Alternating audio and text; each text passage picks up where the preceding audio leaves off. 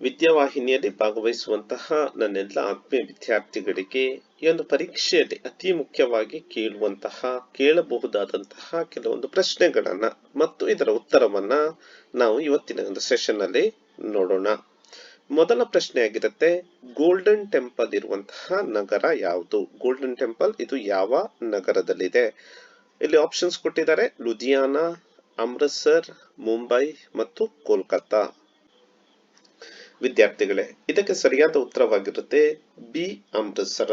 ಅಮೃತ್ಸರ ಅನ್ನುವಂತಹದ್ದು ಪಂಜಾಬ್ನಲ್ಲಿದೆ. ಪಂಜಾಬ್ನ ಇದೊಂದು ಗುರುದ್ವಾರವಾಗಿರುವಂತಹದ್ದು ಮತ್ತು ಇದು ಅಮೃತ್ಸರ ತಡಿಯಲ್ಲಿ ಅಥವಾ ಅಮೃತ್ಸರ ಸಿಟಿಯಲ್ಲಿ ಇರುತ್ತೆ. ಕರ್ನಾಟಕದ ಯಾವ ಭಾಗದಲ್ಲಿ ಈ ಪ್ರಸಿದ್ಧವಾಗಿರುವಂತಹ ಸ್ಮಾರಕವನ್ನ ನೀವು ನೋಡಬಹುದು? ಈ ಒಂದು ಸ್ಮಾರಕವನ್ನ ನೀವು ಕಾಣ್ತಾ ಇದ್ದೀರಿ. ಈ ಒಂದು ಪ್ರಸಿದ್ಧ ಸ್ಮಾರಕವನ್ನ ಯಾವ ಜಿಲ್ಲೆಯಲ್ಲಿ ನೀವು ಕಾಣಬಹುದು ಅನ್ನುವಂತ ಪ್ರಶ್ನೆ ಇದೆ. ವಿಜಾಪುರ, ಬೆಳಗಾವಿ, ತುಮಕೂರು ಮತ್ತು ಕೋಲಾರ.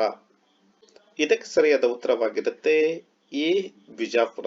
ಇದು ನೀವು ಕಾಣ್ತಾ ಇರುವಂತದ್ದು ಗೋಲ್ ಗುಂಬಜ್ ಆಗಿರುವಂತಹದ್ದು. ಇದು ಈಗಿನ ವಿಜಾಪುರ ಅಥವಾ ಬಿಜಾಪುರ ಜಿಲ್ಲೆಯಲ್ಲಿ ಇದೆ. ಮುಂದಿನ ಪ್ರಶ್ನೆ ಆಗಿರುತ್ತೆ, MS ಧೋನಿ ಜೀವನಾಧಾರಿತ ಚಿತ್ರದಲ್ಲಿ ಯಾರು ಅಭಿನಯಿಸಿದ್ದಾರೆ? ಇದಕ್ಕೆ ಸರಿಯಾದ ಉತ್ತರವಾಗಿರುತ್ತೆ ಸುಶಾಂತ್ ಸಿಂಗ್ ರಜಪೂತ್. MS ಧೋನಿ ಜೀವನಾಧಾರಿತ ಚಿತ್ರವಾಗಿರುವಂತಹ MS Dhoni the untold story, ಈ ಚಿತ್ರದಲ್ಲಿ MS ಧೋನಿಯ ಪಾತ್ರವನ್ನ ನಿರ್ವಹಿಸಿದ್ರು. ಸೊ ಸರಿಯಾದ ಉತ್ತರವಾಗಿರುತ್ತೆ ಸುಶಾಂತ್ ಸಿಂಗ್ ರಜಪೂತ್. ವಿದ್ಯಾರ್ಥಿಗಳೇ, ಇದೀಗ ನಾವು ನೋಡೋಣ ನಾಲ್ಕನೇ ಪ್ರಶ್ನೆ. ಈ ಪ್ರಶ್ನೆ ಆಗಿರುತ್ತೆ, ಕರ್ನಾಟಕದ ಯಾವ ಭಾಗದಲ್ಲಿ ಈ ಪ್ರಸಿದ್ಧ ರಚನೆಯನ್ನ ನೋಡಬಹುದು? ಒಂದು ರಚನೆಯನ್ನ ಕೊಟ್ಟಿದ್ದಾರೆ.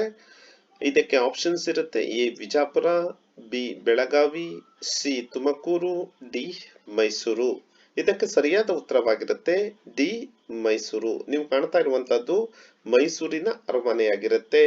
ಇದಕ್ಕೆ ಇನ್ನೊಂದು ಹೆಸರಾಗಿರುತ್ತೆ ಅಂಬಾವಿಲಾಸ್ ಪ್ಯಾಲೇಸ್ ಅಂತ ಕರೀತಾರೆ. ಸೊ ಇದು ಕರ್ನಾಟಕದ ಮೈಸೂರಿನಲ್ಲಿ ಇದೆ. ಮೈಸೂರನ್ನ ತಮಗೆಲ್ಲರಿಗೂ ಗೊತ್ತಿರುವ ಹಾಗೆ ಕರ್ನಾಟಕದ ಸಾಂಸ್ಕೃತಿಕ ರಾಜಧಾನಿ ಅಂತಲೂ ಕರೀತಾರೆ. ವಿದ್ಯಾರ್ಥಿಗಳೇ, ಇದೀಗ ನಾವು ನೋಡೋಣ ಎಂಟನೇ ಪ್ರಶ್ನೆ. ಭಾರತದ ರಾಗಿದ್ದವರು ಇಸ್ರೋದ ಅಧ್ಯಕ್ಷರು ಕೂಡ ಆಗಿದ್ರು. ಇದಕ್ಕೆ ಆಪ್ಷನ್ಸ್ ಇರುತ್ತೆ: option A, Pranab Mukherjee, option B, APJ Abdul Kalam, option C ಆಗಿರುತ್ತೆ ಪ್ರತಿಭಾ ಪಾಟೀಲ್ ಮತ್ತು ಆಪ್ಷನ್ ಡಿ ಆಗಿರುತ್ತೆ ರಾಮನಾಥ್ ಕೋವಿಂದ್. ಇದಕ್ಕೆ ನಿಮ್ಗೆಲ್ಲರಿಗೂ ಗೊತ್ತಿರುವ ಹಾಗೆ ಸರಿಯಾದ ಉತ್ತರವಾಗಿರುತ್ತೆ B, APJ Abdul Kalam.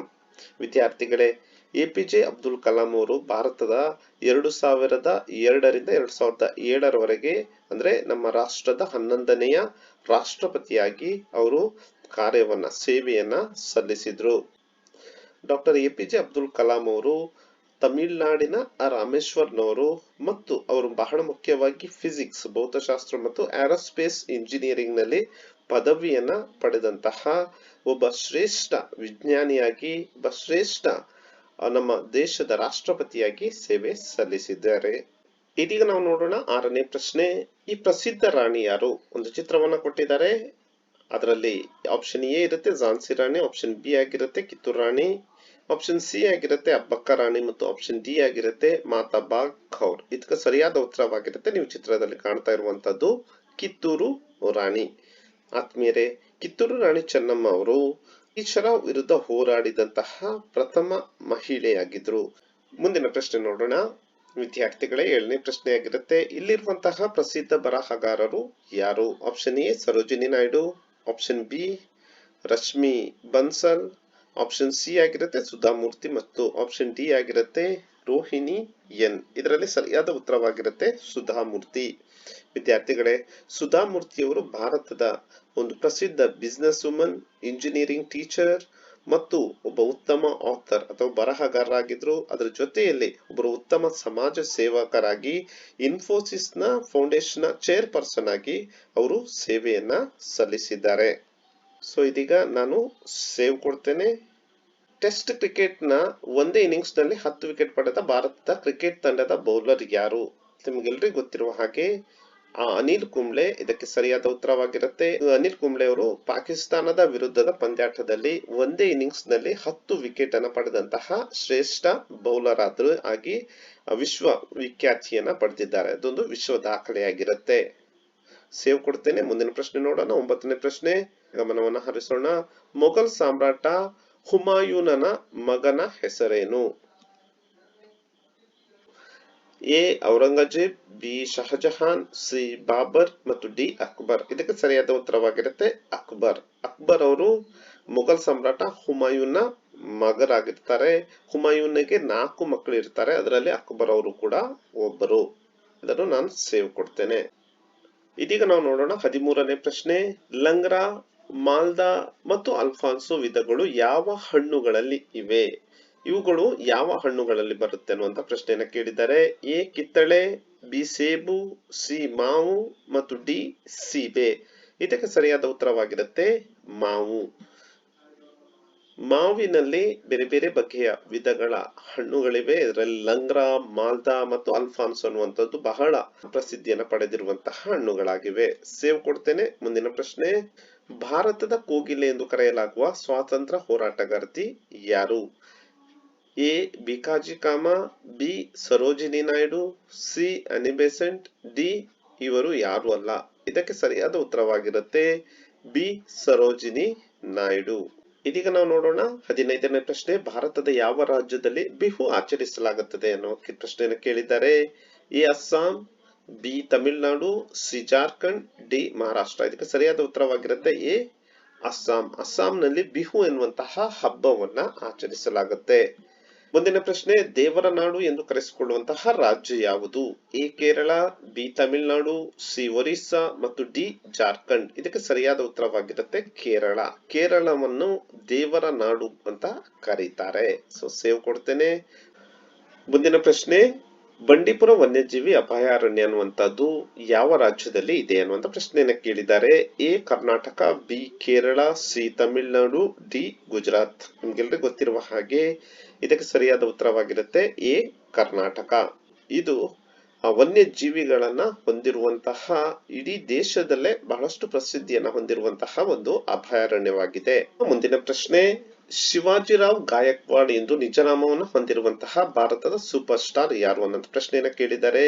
A Amitabh Bachchan, B Kamal Haasan, C Rajinikanth, D Akshay Kumar. ಇದಕ್ಕೆ ಸರಿಯಾದ ಉತ್ತರವಾಗಿರುತ್ತೆ ಸಿ ರಜನಿಕಾಂತ್. ರಜನಿಕಾಂತ್ ಅವರು ನಿಮ್ಗೆಲ್ರಿಗೂ ಗೊತ್ತಿರುವ ಹಾಗೆ ಒಂದು ತಮಿಳು ಫಿಲ್ಮ್ನಲ್ಲಿ ಅನೇಕ ಪ್ರಶಸ್ತಿಗಳನ್ನ, ಅವಾರ್ಡ್ ಗಳನ್ನ ಗೆದ್ದಿರುವಂತಹ ಒಬ್ಬ ಶ್ರೇಷ್ಠ ಆಕ್ಟರ್ ಆಗಿದ್ದಾರೆ. ಅವರನ್ನ ಸ್ಟೈಲ್ ಕಿಂಗ್ ರಜನಿಕಾಂತ್ ಅಂತಾನೂ ಕರೀತಾರೆ. ತಮಿಳು ಫಿಲ್ಮ್ ನಲ್ಲಿ ಜಾಸ್ತಿಯಾಗಿ ನಟಿಸಿರ್ತಾರೆ. ಅದ್ರ ಜೊತೆಯಲ್ಲಿ ತಮಿಳುನಾಡಿನ ಶ್ರೇಷ್ಠ ಒಬ್ಬ ಆಕ್ಟರ್ ಆಗಿ, ಅದರ ಜೊತೆಯಲ್ಲಿ ಫಿಲ್ಮ್ ಫ್ಯಾನ್ ಪ್ರಶಸ್ತಿಯನ್ನು ಕೂಡ ಅವರು ಪಡೆದಿದ್ದಾರೆ. ಶಿವಾಜಿರಾವ್ ಗಾಯಕ್ವಾಡ್ ಎನ್ನುವಂತಹ ನಿಜನಾಮವನ್ನ ಅವರು ಹೊಂದಿದ್ದಾರೆ. ಮುಂದಿನ ಪ್ರಶ್ನೆ, ಸ್ವತಂತ್ರ ಭಾರತದ ಪ್ರಥಮ ರಾಷ್ಟ್ರಪತಿ ಯಾರು? Pandit Nehru, Rajendra Prasad, S Radhakrishnan, D option ಆಗಿರುತ್ತೆ ಬಿ ಆರ್ ಅಂಬೇಡ್ಕರ್. ಇದಕ್ಕೆ ಸರಿಯಾದ ಉತ್ತರವಾಗಿರುತ್ತೆ ಬಿ ರಾಜೇಂದ್ರ ಪ್ರಸಾದ್. ವಿದ್ಯಾರ್ಥಿಗಳೇ, ಬಿ ರಾಜೇಂದ್ರ ಪ್ರಸಾದ್ ಅವರು ನಮ್ಮ ಸ್ವತಂತ್ರ ಭಾರತದ ಗಣರಾಜ್ಯದ ಪ್ರಥಮ ರಾಷ್ಟ್ರಪತಿಯಾಗಿ 1950ರಿಂದ 62ರವರೆಗೆ ಸೇವೆಯನ್ನ ಸಲ್ಲಿಸಿರ್ತಾರೆ. ಮುಂದಿನ ಪ್ರಶ್ನೆ, 21ನೇ ಪ್ರಶ್ನೆ, ಗೌತಮ ಬುದ್ಧ ಎಲ್ಲಿ ಜನಿಸಿದ್ರು? A Nagpur, B Hyderabad, C Lumbini, D Mysuru. ಇದಕ್ಕೆ ಸರಿಯಾದ ಉತ್ತರವಾಗಿರುತ್ತೆ ಲುಂಬಿನಿ. ನಾವು ಇತಿಹಾಸದಲ್ಲಿ ಓದ್ತೇವೆ, ಅಹಿಂಸಾ ತತ್ವವನ್ನ ಬೋಧಿಸಿದಂತಹ ಗೌತಮ ಬುದ್ಧ ಇವರು ಲುಂಬಿನಿಯಲ್ಲಿ ಜನಿಸಿರ್ತಾರೆ. ಮುಂದಿನ ಪ್ರಶ್ನೆ ಆಗಿರುತ್ತೆ, ಇವುಗಳಲ್ಲಿ ಸಾಬರಮತಿ ನದಿಯ ದಡದಲ್ಲಿರುವಂತಹ ನಗರ ಯಾವುದು? A Ahmedabad, B Mumbai, C Kolkata, D Chennai. ಇದಕ್ಕೆ ಸರಿಯಾದ ಉತ್ತರವಾಗಿರುತ್ತೆ ಅಹಮದಾಬಾದ್. ಸಾಬರಮತಿ ನದಿಯ ತಡದಲ್ಲಿ ಅಹಮದಾಬಾದ್ ನಗರ ಇದೆ. ಮುಂದಿನ ಪ್ರಶ್ನೆ ಆಗಿರುತ್ತೆ, ರಾಷ್ಟ್ರೀಯ ವಿಜ್ಞಾನ ದಿನವನ್ನ ಯಾರ ಸ್ಮರಣಾರ್ಥ ಆಚರಿಸಲಾಗುತ್ತೆ?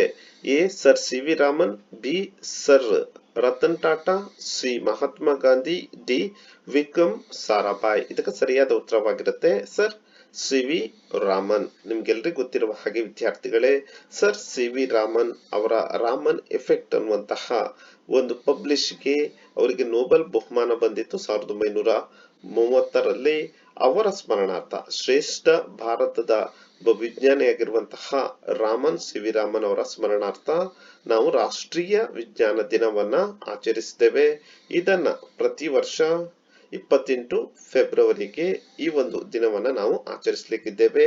ಅದೇ ದಿನ ನಿಮಗೆ ಏನಿರುತ್ತೆ, ಕ್ವಿಜ್ ಕಾಂಪಿಟೇಷನ್ ಇರುತ್ತೆ. ಆದ್ದರಿಂದಾಗಿ ಸಾಮಾನ್ಯವಾಗಿ ಈ ಒಂದು ಪ್ರಶ್ನೆ ಕೇಳುವಂತಹ ಸಾಧ್ಯತೆ ಜಾಸ್ತಿ ಇದೆ. ರಾಷ್ಟ್ರೀಯ ವಿಜ್ಞಾನ ದಿನವನ್ನ ಯಾರ ಸ್ಮರಣಾರ್ಥ ಆಚರಿಸಲಾಗುತ್ತದೆ ಅನ್ನುವಂತಹ ಪ್ರಶ್ನೆಯನ್ನ ಕೇಳುವಂತಹ ಸಾಧ್ಯತೆ ಜಾಸ್ತಿ ಆಗಿರುತ್ತೆ. ನೆನ್ಪಿಟ್ಕೊಳ್ಳಿ, ಅದು ಸರ್ ಸಿ.ವಿ. ರಾಮನ್ ಇವರ ಸ್ಮರಣಾರ್ಥ ಆಚರಿಸಲಾಗುತ್ತೆ. ಮುಂದಿನ ಪ್ರಶ್ನೆ, ಇಮ್ಮಡಿ ಪುಲಕೇಶಿ ಯಾವ ಸಾಮ್ರಾಜ್ಯದ ಪ್ರಸಿದ್ಧ ದೊರೆ ಅಂತ ಕೇಳಿದ್ದಾರೆ. A Mughal, B Maurya, C Chola ಮತ್ತು ಡಿ ಚಾಲುಕ್ಯರ. ಇದಕ್ಕೆ ಸರಿಯಾದ ಉತ್ತರವಾಗಿರುತ್ತೆ ಡಿ ಚಾಲುಕ್ಯರ. ವಿದ್ಯಾರ್ಥಿಗಳೇ, ಇಮ್ಮಡಿ ಪುಲಕೇಶಿ ಅವರು ಚಾಲುಕ್ಯರ ಪ್ರಸಿದ್ಧ ದೊರೆಯಾಗಿದ್ರು. ಅವರು ಕ್ರಿಸ್ತಶಕ 610ರಿಂದ 642ರವರೆಗೆ ತನ್ನ ಸಾಮ್ರಾಜ್ಯವನ್ನ ನಡೆಸ್ತಾರೆ ಮತ್ತು ನಮ್ಮ ದೇಶ ಕಂಡಂತಹ ಒಬ್ಬ ಶ್ರೇಷ್ಠ ರಾಜರಾಗಿ, ಒಬ್ಬ ಶ್ರೇಷ್ಠ ಆಡಳಿತಗಾರರಾಗಿ ಅವರು ಪ್ರಸಿದ್ಧಿಯನ್ನ ಪಡೆದಿರ್ತಾರೆ. ಇವರನ್ನ ಇಮ್ಮಡಿ ಪುಲಕೇಶಿ ಅಂತಾನೂ ಕರೀತಾರೆ ಅಥವಾ ಪುಲಕೇಶಿ 2 ಅಂತಾನೂ ಕರೀತಾರೆ. ಮುಂದಿನ ಪ್ರಶ್ನೆ, ಸಿಕ್ಕಿಂ ರಾಜ್ಯದ ರಾಜಧಾನಿ ಯಾವುದು? ಇದಕ್ಕೆ ಸರಿಯಾದ ಉತ್ತರವಾಗಿರುತ್ತೆ C Gangtok. A Jamshedpur, B Noida, C Gangtok ಮತ್ತು ಡಿ ಇಂಪಾಲ್ ಅಂತ ಕೇಳಿದ್ದಾರೆ. ಸಿ ಗ್ಯಾಂಗ್ಟಾಕ್ ಅನ್ನುವಂಥದ್ದು ಸರಿಯಾದ ಉತ್ತರವಾಗಿರುತ್ತೆ. ಆದ್ಮೇಲೆ ಇದಿಷ್ಟ ಆಗಿರುತ್ತೆ ಇವತ್ತು ನಾವು ವಿದ್ಯಾವಾಹಿನಿಯ ಕ್ವಿಜ್ ಸ್ಪರ್ಧೆಯಲ್ಲಿ ಕೇಳಬಹುದಾದಂತಹ ಕೆಲವೊಂದು ಮುಖ್ಯ ಪ್ರಶ್ನೆಗಳಿಗೆ ಉತ್ತರವನ್ನ ನೋಡಿದ್ದೇವೆ. ಈ ಒಂದು ಉತ್ತರವನ್ನ ಮತ್ತು ಇನ್ನೂ ಹೆಚ್ಚಿನ ಅಭ್ಯಾಸವನ್ನ ಮಾಡಿ ಇನ್ನೂ ಹೆಚ್ಚಿನ ಅಂಕವನ್ನ ನಿಮ್ಮ ತಾಲೂಕು, ಜಿಲ್ಲೆ, ರಾಜ್ಯ ಮಟ್ಟದಲ್ಲಿ ನೀವು ಪಡೀರಿ ಎನ್ನುವಂತ ಆಶಯದೊಂದಿಗೆ ಇವತ್ತಿನ ಒಂದು ಸೆಷನ್ ಅನ್ನು ಮುಕ್ತಾಯಗೊಳಿಸ್ತಾ ಇದ್ದೇವೆ. ಎಲ್ರಿಗೂ ಕೂಡ ಧನ್ಯವಾದಗಳು. Thank you.